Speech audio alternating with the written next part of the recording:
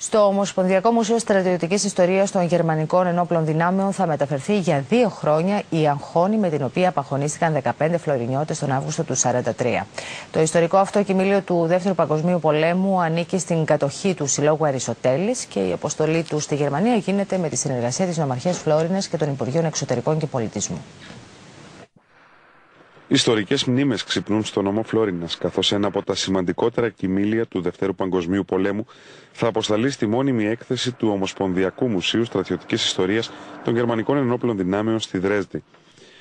Πρόκειται για την αγχώνη, η οποία χρησιμοποιήθηκε από τα γερμανικά στρατεύματα κατοχής για τον απαγχωνισμό του μαέστρου της χοροδίας του Συλλόγου Αριστοτέλης και άλλων 14 Ελλήνων. Αυτός συλλαμβάνεται το βράδυ με τις πιτζάμες του στο σπίτι. Εδώ πέρα τώρα υπάρχει το ιστορικό, το οποίο πώς το συνέλαβαν.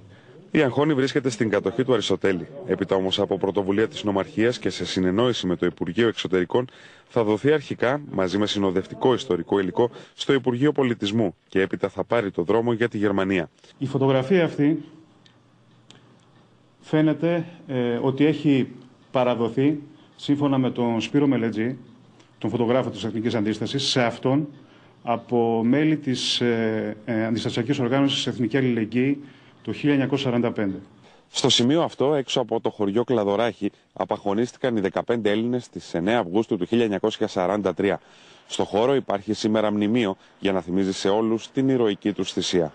Ο ένας σχηματισμός είναι μια αντεστραμμένη αγχώνη, η οποία τίνει προς τον ουρανό, δείχνει τον ουρανό, που αυτό φανερώνει ή δείχνει, τίνει και μας δείχνει την νίκη, την αθανασία και το σημείο του ουρανού.